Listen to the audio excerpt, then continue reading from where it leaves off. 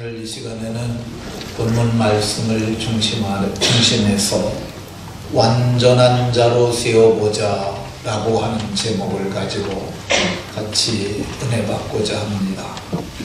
오늘 우리가 봉독한 본문 28절에 보면 각 사람을 그리스도 안에서 완전한 자로 세우려 함이니 이렇게 말합니다.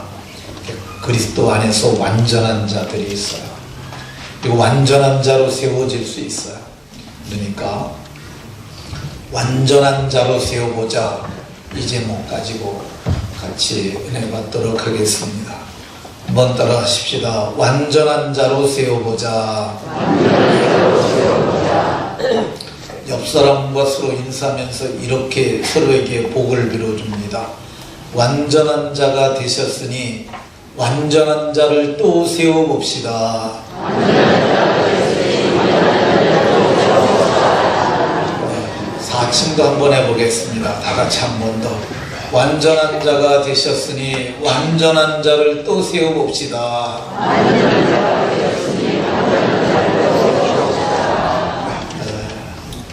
우리 모두가 그리스도 안에서 완전한 자가 되고 또 완전한 자를 세워가는 복이 저와 여러분들에게 있으시길 예수님 이름으로 축원합니다. 세상에 완전한 사람이 있을까요? 완전한 사람이 있다면 어떤 사람이 완전한 사람이겠습니까? 몸이 미적으로 완전히 아름다운 사람이 있을까요? 제가 인터넷에다가 완전한 미인이라고 쳤더니 이 여자가 뜨더라고요. 이 여자가 이름이 김태희라는 것 같습니다. 팔등신이라고 그래요. 팔등신. 그러니까 몸을 8토막을 냈을 때 그러니까 얼굴 크기가 8분의 1이 되는 거야. 그러니까 얼굴이 커면 안 되고 얼굴이 조망만 해야 8등신 미인이 됩니다. 그래서 또 완전한 남자를 쳐봤더니 이 사람이 나오더라고요. 이게 송중기래요. 중국에서 유명하다는 얘기를 들었습니다. 잘생긴 아주 탤런트 같은데 태양의 후예인가 거기에 나올 때 입었던 복장인 것 같습니다. 그래서 완전한 남자 또 쳐봤더니 근육질 몸을 가진 여러 사람이 나왔는데 제가 보기에 저 사람이 근육이 가장 완벽하게 발달된 것 같아요. 뭐 복근하며 참 우람하고 아름답습니다. 근데 저 몸이 저게 지금은 보기 좋아도 한 3, 40년 되면 다 쭈글쭈글해지고 다 이렇게 볼품없어지게 되어 있습니다. 마음이 완전한 사람이 있을까요? 세상은 기준도 없고 답도 없습니다. 마음이 완전한 사람이 있을 수 없어요. 그러면 지식이나 생각이 완전한 사람이 있을까? 세상은 그 기준도 없고 답도 없기 때문에 세상에서 이렇게 완전한 사람을 찾는 것은 불가능할 것 같습니다. 그러면 완전한 사람은 세상에 존재하지 않는 건가? 아닙니다. 성경에 완전한 사람이 있다고 얘기를 합니다. 오늘 28절에 보면 각 사람을 그리스도 안에서 완전한 자로 세우려 함이니 그리스도 안에 완전한 사람이 있다고 얘기를 해요. 이 완전하다는 말이 헬라말로 텔레이오스라는 말인데 이것이 금없다는 뜻이에요. 금없다. 그러니까 제물이 드려질 적에 그냥 금 있는 것은 하나님 앞에 못 드립니다.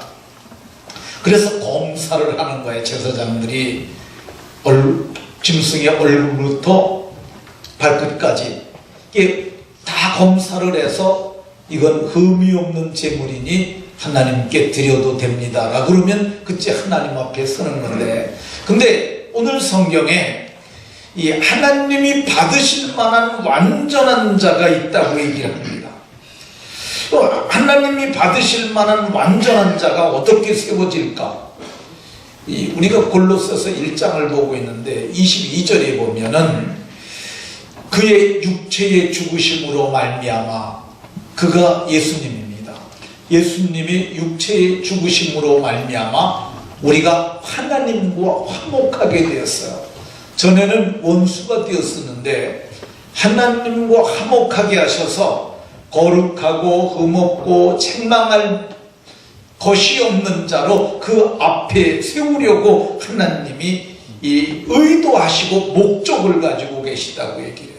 그래서 우리는 이미 거룩하여졌는데 앞으로 또 더욱 그리 되어야 된다고 얘기해요. 이제는이라는 말이 이루어진 거야. 이제는 예수님이 죽으심으로 말미암아 너희가 하나님과 화목하게 되었고 흠도 없고 점도 없고 거룩하고 책망할 것이 없는 자로 하나님께서 세우고자 했는데 이미 이루어졌는데 그러나 아직 완성되지는 않았다는 겁니다. 이미 우리는 거룩해졌고 이미 흠없고 이미 책망할 것이 없는 자지만은 그 이유는 예수의 피로 씻어졌기 때문이야. 그러나 아직 완성되진 않았어요. 그래서 베드로 사도는 너희가 힘써야 한다고 우리에게 요구합니다. 주님 앞에 설 때 흠없고 점없고 그리고 평강 가운데 나타나기를 너희가 힘쓰라고 이렇게 말하고 있습니다. 그리스도 안에 완전한 자가 있는 줄로 믿으시기 바랍니다.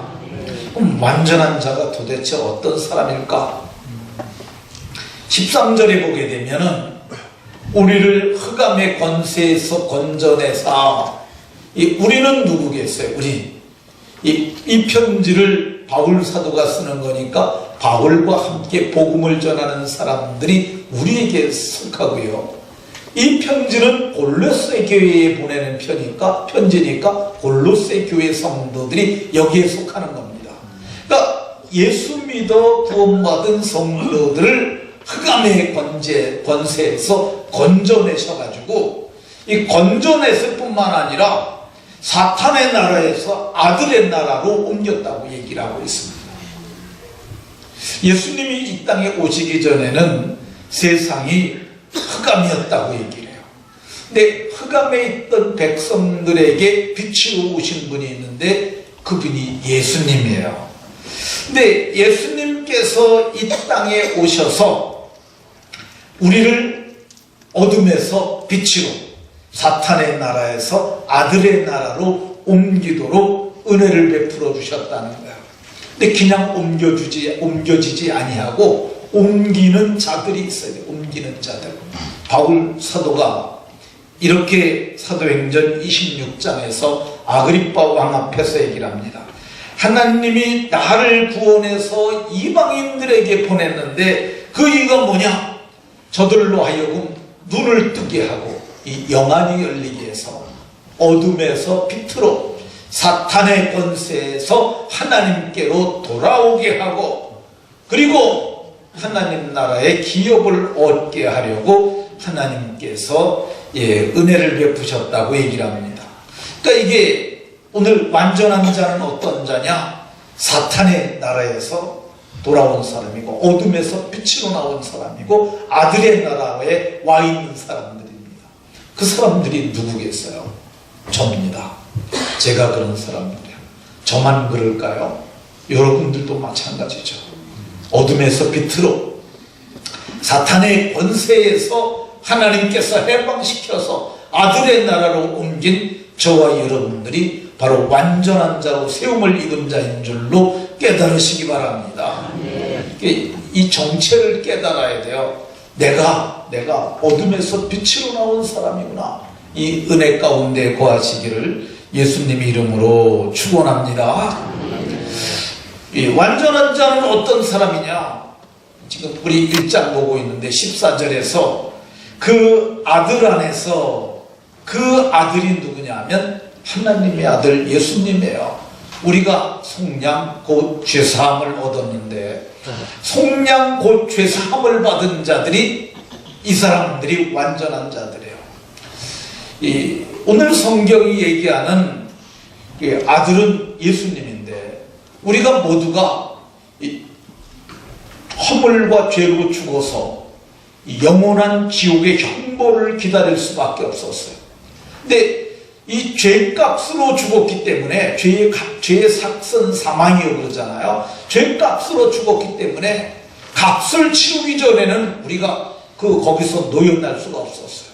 근데 하나님께서 사랑하는 아들, 그 품 안에 있던 아들을 우리를 위해서 내어주셨어요.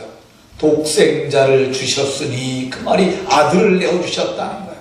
근데 아들이 우리를 사랑하셔서 우리를 대신하여 세상 죄를 지시고 십자가에 가서 죽으셨어요. 이 세상의 모든 죄를 다 지시고 십자가에 가서 죽으셨어요. 그분은 원래 죄가 없는 분이기 때문에 죽으실 이유가 없는 분이에요. 그런데 그분이 세상 죄를 지시고 십자가에 못 박혀서 죽으실 때 이렇게 말하셨어요. 다 이루었다. 헬라 말로는 테텔로스타이라는 말인데 그게 다 갚았다는 거야. 예수님이 속량물로 자신을 내어주심으로, 그래서 이걸 믿는 자마다 속량, 곧 죄사함을 받게 하셨어요. 죄사함이라는 말이 죄가 없어졌다는 말이에요. 세상에 무엇으로 우리 죄를 깨끗하게 하시겠어요? 양잿물로 빤다고 죄가 없어지겠습니까? 그 무엇으로도 할 수 없는데 예수님께서 대신 죽은 걸 깨닫는 그 순간 속량, 곧 죄사함을 받게 된다고 성경은 말해요. 죄사함을 받아서 하나님 얼굴 앞에도 설 수 있는 사람, 불꽃 같은 눈으로 봐도 죄를 찾을 수가 없어요. 왜 그러냐면 예수님이 완벽하게 다 갚았기 때문에. 다 이루었다는 말이 다 갚았다는 장사꾼 용어야. 다 갚아버렸으니까 그걸 믿는 그 순간 우리가 죄사함을 받는 거야. 죄사함을 받은 사람은 죄로부터 자유로운 사람이고 죄의 짐이 떨어져 나갔어요. 그러니까 우리는 퍼펙트, 이게 아까 완전한 자로 세운다 할 때 텔레이오스다라는 말이 영어로가 퍼펙트라고 단어가 쓰였는데, 이 완전하고 완벽하게 죄사함을 받았으니 저와 여러분들이 완전한 자가 됐는 줄로 믿으시기 바랍니다. 여러분들은 여기서 담력을 가져도 돼요. 하나님 앞에 섰을 적에도 또 어떻게 여기 왔니? 그러면 저는 착한 일에서 온 거 아니고요, 예수님이 내 대신 죽으신 그 보혈을 의지하고 이렇게 왔어요. 그러면 우리가 천국에 들어가게 될 줄로 믿으시기 바랍니다. 완전한 자는 어떤 사람이냐? 이 지식에서 완전한 거야. 지식에서. 이 26절에 보면 비밀이 있었다고 얘기를 합니다. 비밀은 감춰져 있는 거야. 이 비밀이 드러나기 전까지는 늘 비밀이에요. 제 주머니 속에 뭐가 있는지 모르시잖아요. 근데 주머니 속에 보니까 아무것도 없네요. 없어요. 근데 그 전까지는 제 주머니 속에 뭐가 있는 줄 아세요? 그럴 때 뭐가 있나 이렇게 생각이 들지 않았겠어요? 근데 아무것도 없어요. 이걸 계시라고 얘기를 합니다. 비밀은 드러나기 전까지는 감춰진 거야. 근데 이 비밀이 만세와 만대 전부터 감춰졌던 거야. 예수님께서 인간이 범죄하여 허물과 죄로 죽었을 때 이 약속을 하셨어요. 하나님께서 여자의 후손을 통해서 너희를 위한 구원자가 보낼 것이라고 하나님께서 친히 말씀하셨어요. 근데 그게 무슨 말인지 그 시대 사람들 정확히 잘 몰랐어요. 근데 모세가 나 같은 선지자 하나를 세우리라는 그 말에 하나님께서 메시아를 보내신다고 그들이 이해하기 시작했어요. 근데 그 메시아가 언제 나타나냐? 갈라디아서 4장에 보면 때가 참에 여자의 몸에 나게 하시고 여자의 몸에 나셨어요. 우리 오늘 신앙 고백했잖아요. 신앙 고백할 때 이 동정녀 마리아에게 나시고 성령으로 잉태하사 동정녀 마리아에게 나시고 이 요셉이 마리아와 동침해서 육정으로 난 것이 아니라 성령으로 잉태해서 동정녀 마리아에게 나셨는데 이게 그 이전까지 다 비밀이었어요. 근데 때가 참에 여자의 몸에 나셨고 마침내 그분이 나타나셨는데 이 비밀은 너희 안에 계신 그리스도시니 이 비밀은 너희 안에 내 안에, 여러분 안에 계신 그리스도니 이분이 곧 영광의 소망이고 이것이 우리에게 있는 비밀의 영광이라고 말합니다. 이 영광의 비밀을 깨달은 자들이 완전한 자들이에요. 지식의 완전함이 있는 거예요. 이것처럼 퍼펙트한 완벽한 지식은 세상에 존재하지 않아요. 그 지식을 가진 사람이 접니다. 그리고 여러분들이에요. 이 비밀의 영광을 깨달은 여러분들이 복되신 줄로 믿으시기 바랍니다. 완전한 자는 어떤 자냐? 오늘 성경을 보게 되면 완전한 자는 책망할 것이 없는 자로 주 앞에 설 자라고 이렇게 얘기를 합니다. 완전한 자는 22절에 보면 완전한 자는 책망할 것이 없이 주 앞에 선다고 얘기를 하는데 우리가 책망할 것이 없는 이유가 뭐냐면 금이나 티나 주름 잡힌 것이 없으면 책망할 것이 없어요. 근데 하나님의 눈으로 봐도 책망할 것이 없으려면 어떻게 되느냐? 사람이 그렇게 깨끗하게 할 수가 없어요. 그런데 성경을 보면 그분의 육체의 죽으심으로 우리를 위하여 대신 죽은 대속의 죽음으로 말미암아 우리가 그걸 믿는 그 순간 거룩하게 완벽하게 구별하게 됩니다.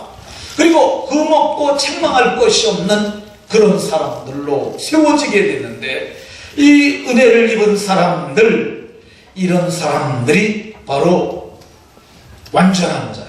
그 사람들이 누구냐? 저고 여러분인 줄로 믿으시기 바랍니다. 완전한 자는 어떤 사람들이냐? 점점 이게 이제 발전해 나가기 시작해요. 완전히 예수만 믿어도 완전해지는데 점점 23절에 보면 믿음의 선자가 완전하고 그 터 위에, 이 터 위는 기초예요. 기초는 곧 예수 그리스도시죠. 이 건물로 얘기하면 반석인데 반석은 곧 그리스도라고 말씀해요.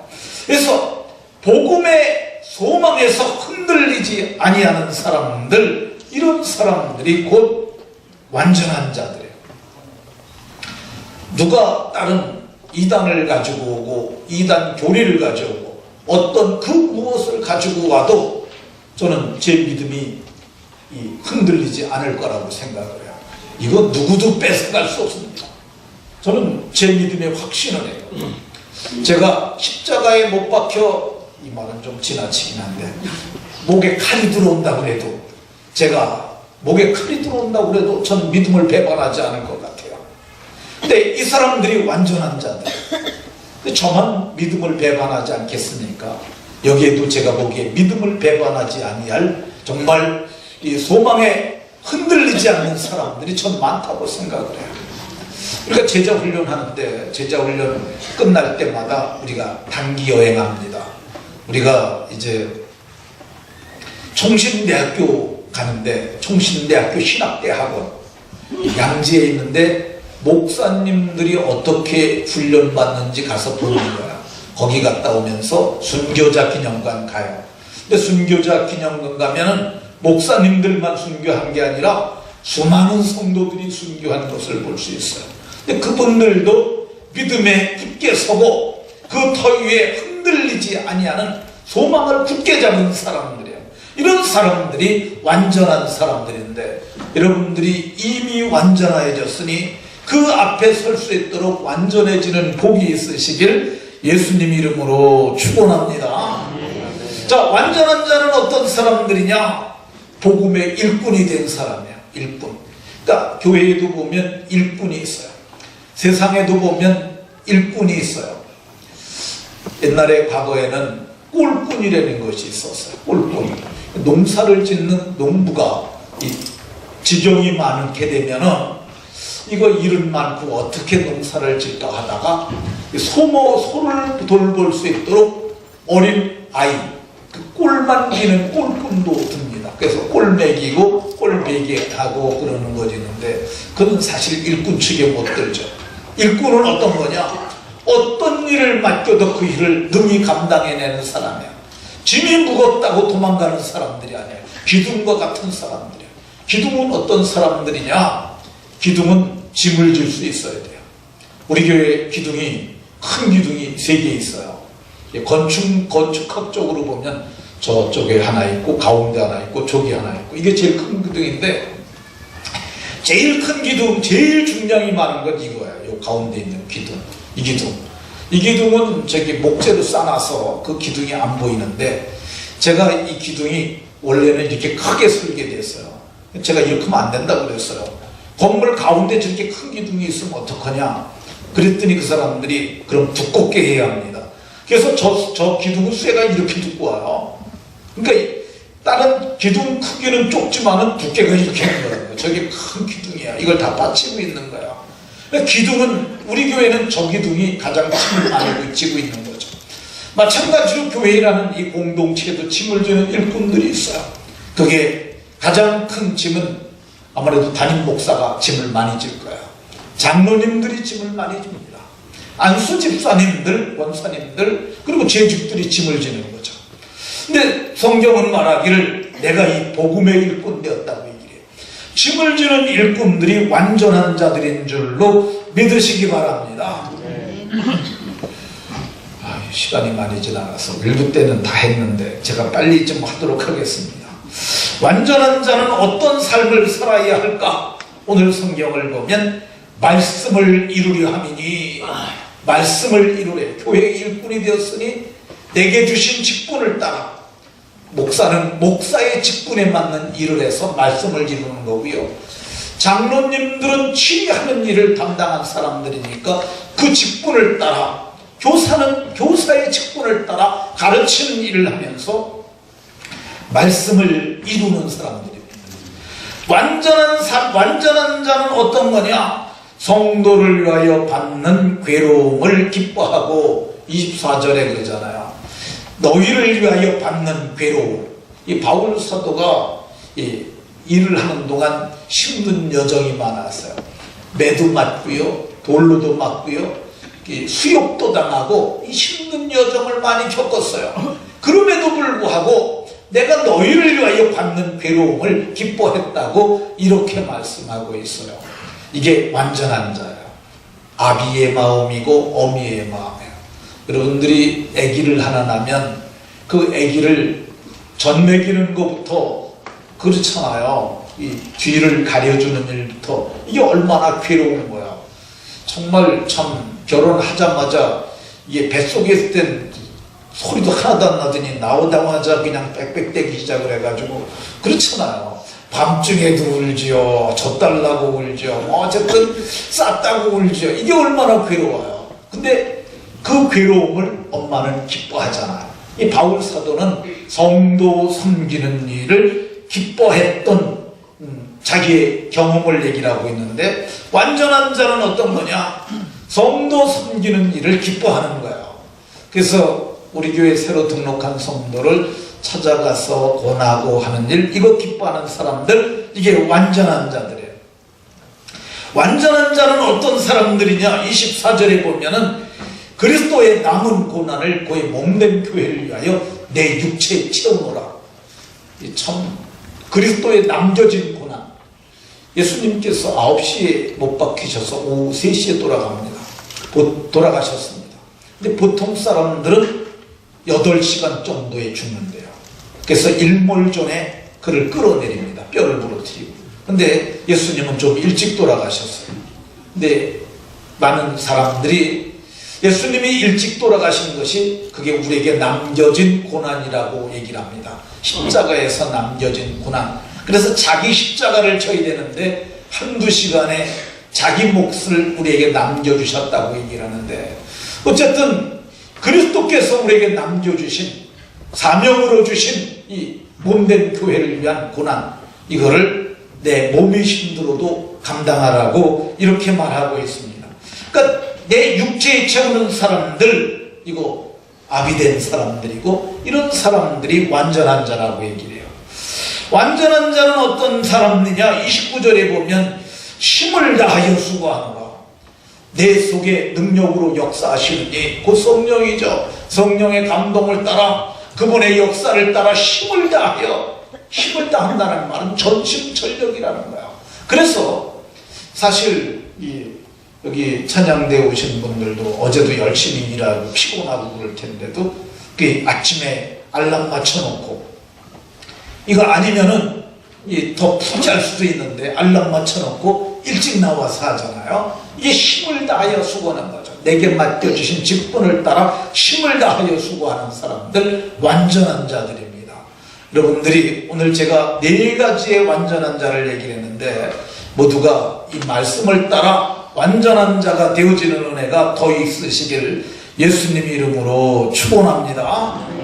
그러면 어떻게 또 완전한 자가 세워질까? 내가 완전한 자가 됐는데 내가 어떻게 완전한 자를 세울 수 있을까? 28절에 보면 각 사람을 그리스도 안에서 완전한 자로 세우려 함이니, 세우려는 목적을 가져야 돼요. 야, 나도 한 사람을 그리스도 안에서 완전한 자로 세워봐야겠다. 이 전도의 열망이죠. 사람을 세우고자 하는 이 세움의 열정이 있을 때 이것이 가능합니다. 이런 사람들을 우리는 전도자라고 얘기를 해요. 그러니까 우리가 나도 한 사람, 그렇잖아요. 하나님 앞에 갈 때 뭘 가져가겠어요? 금을 가지고 가겠어요? 은을 가지고 가겠어요? 통장을 가지고 가겠어요? 뭘 가지고 가겠어요? 성경은 하나님 앞에 너희라고 얘기해요. 너희가 내 상이고 멸류관이라고 얘기해요. 그러니까 우리도 한 사람이라도 전도해갖고 데려가면 내가 나만 천국 가는 게 아니라 그 사람도 갈 거니까 하나님 앞에서 그 사람이 바로 내 상급이 되는 거야. 그러니까 여러분들 이번에 열망을 품으세요. 나도 한 명이라도 한번 전도해보자. 한번 따라 하십시다. 나도 한 명이라도 전도해보자. 네, 이 열망을 가질 적에, 세우려는 열망을 가질 적에 이 완전한 자가 세워집니다. 어떻게 완전한 자가 세워지냐? 우리가 글을 전파하여 예수님 전파하는 거야. 예수님을 전파하는 것이 두 국면이 있어요. 하나는 소리쳐 외치는 거야. 주 예수를 믿으라, 이렇게 말할 수도 있어요. 이거 선언적이고 선포적인 거야. 또 하나는 어떤 거냐면 가십이라고 말할 수 있는데, 사랑방에서 서로 얘기하는 귓속말로도 말할 수 있어요. 예, 그런 거죠. 찻집에 가서 얘기할 수도 있어요. 그 예수님 전하는 것은 소그룹으로 앉아서도, 둘이 앉아서도 얘기를 할 수 있어요. 예수님 전파하게 되면 그 사람이 오늘 14절에 이런 것처럼 복음을 잘 전하면 이 속량꽃 죄사함을 은혜를 입을 수 있어요. 근데 이게 안 되시는 분들은 데리고만 오세요. 데리고. 5월 27일이 디데이입니다. 5월 27일 하나님, 내가 한 명이라도 데리고 오게 하옵소서라고 데리고 오세요. 근데 데리고 오는 것으로만 끝나면 안 돼요. 하나님, 담임 목사님이 말할 때 귀 기울여 듣게 해주시고 그 말씀이 깨달아지게 해달라고. 이게 깨달아지지 않게 되면은요, 이게 집어넣을 수가 없어요. 하나님이 마음을 열어서 그 마음을 열고 복음의 비밀을 깨닫게 되면 저가 믿어서 구원을 받게 되는데, 제가 아무리 잘 전해도요, 보면 어떤 사람은 믿는데 어떤 사람은 안 믿어요. 제가 양주장례식장 그 사장을 제가 몇 번 초대를 해갖고 데리고 왔어요. 다른 사람은 믿는데 이 친구는 이게 복음이 깨달아지지 않는 거야. 이게 가려운 거야. 천주교로, 목사님 저 천주교에서 오라, 또 천주교도 갔대요. 근데 그게 깨달아지지 않은 거죠. 예수가 하나님의 아들 그리스도임을 깨달아지도록 그걸 여러분들이 기도해야 합니다. 그리고 또 어떻게 해야 되느냐? 각 사람을 권하고, 이 권하다는 성경이 오늘 28절에 보면 각 사람을 권하라고 그랬잖아요. 권하는 말이 예수 믿어, 예, 교회 가자, 예수 믿으면 천국 가, 이런 말들이 권하는 말들이에요. 나 친구 자네한테 내가 원하는 게 하나 있네. 내 원함을 좀 들어줄 수 있겠나? 이렇게 말해요. 뭔가 나 자네하고 같이 천국 가고 싶네. 예, 이거 권함이죠. 다양한 방법으로 말할 수 있어요. 여러분들 다 할 수 있는 것들이에요. 여기에 보게 되면 각 사람을 권한다고 그러는데, 이 권하는 중에는 경고라는 의미가 들어있어요. 이렇게 말을 해도 안 들을 경우에는 자네 그러다가 지옥 가. 명확하게 얘기를 해줘야 돼. 경고를 해줘야죠. 그리고 그 지옥이 유황불이 있대. 근데 그 유황이 순도가 99% 유황이래. 근데 그 순도 99% 유황에 불이 붙게 되면 5000도까지 올라간대. 자네 그 속에서 잠깐도 아니고 영원히 살려나? 제발 내가 권하는데 나와 함께 교회 가세요. 남편에게도 얘기할 수 있고 아내에게도 얘기할 수 있습니다. 그러면 그걸 받아들이는 그 순간 그 사람도 완전한 자로 세워지는 거예요. 어떻게 완전한 자로 세워지느냐? 각 사람을 가르침은 가르쳐야 돼요. 교회는 가르치는 기관이에요. 그래서 교회에서 제가 여러분들보다 조금 더 복음에 대해서 더 많이 알기 때문에 제가 여러분들에게 가르침의 장소로도 초대를 합니다. 우리 소그룹으로 모여서 하는 제자훈련의 장소에 오십시오. 그래서 같이 거기서 공부하는 거죠. 근데 이게 제가 이렇게 해보면은요, 전엔 12주를 했는데 제가 힘들어서, 그리고 사람들 너무 힘들어해서 지금은 6주에서 7주 사이로 합니다. 근데 보면은 이 6주나 7주 만에 사람들이 변화가 돼요. 이건 참 놀라운 일이에요. 여러분들도 보지 않습니까? 여러분의 자녀가 군대 가잖아요. 군대 갈 적에 다들 엄마 아빠가 걱정하는 게, 아이고 저 자식이 가서 뒤 군대 생활 제대로 할지 모르겠네. 근데 이제 훈련소 이게 퇴소할 적에 그때 부모님들 오라고 그래요. 가보면은 군복 입고 충성하면서 하는 거 보면은 아유 군인이 다 됐어요. 몇 주 만에 변화가 오는 거죠. 근데 마찬가지입니다. 가르침을 받게 되면 변화가 와요. 우리 교회에도 이렇게 지금 그 천기범이라는 아이가 있어요. 청년이죠. 그 아이가 이제 고등학교, 중학교 다닐 때부터 애가 기도를 하고 그리고 성령의 역사에 민감하게 반응하더니 그 어느 날은 저한테 많이 보내요, 문자를. 그래가지고 목사님 큰일 났어요. 뭐가 큰일 났냐 그러고 지금 국회에서 저기 동성애 통과시키려고 한대. 그러면서 기도해야 돼요. 그러고 그런 문자를 저한테 보내요. 그게 성령의 계획의 역사하시는 거죠. 그러더니 걔가 이제 총신대학교를 갔어요. 이제 통신대를 이번에 이제 졸업을 했고 이제 군대 가려고 이렇게 준비하고 있어요. 근데 지금 걔가 교육의 일을 잠깐 쉬고 있는데 걔가 완전한 자로 세워져서 이제 하나님의 양문회를 돌볼 수 있는 그런 일꾼으로 세워지는 걸 볼 수 있습니다. 그러니까 우리가 각 사람을 예수님 전파하고 각 사람을 권하고 각 사람을 모든 지혜로 가르치게 되면 완전한 자로 세워지는 줄로 믿으시기 바랍니다. 이렇게 세움을 입은 자가 해야 될 일이 뭘까? 충성된 사람들에게 부탁하라고 바울 사도는 얘기해요. 바울이 받은 복음 그거를 누구에게 전해줍니까? 디모데에게 전해줘. 근데 너는 충성된 사람들에게 부탁하라. 그런데 이걸 부탁이라고 번역하기보다 위임하라 이렇게 하는 것이 더 좋지 않았을까 하는 생각입니다. 부탁은 이게 책임이 지는 거예요.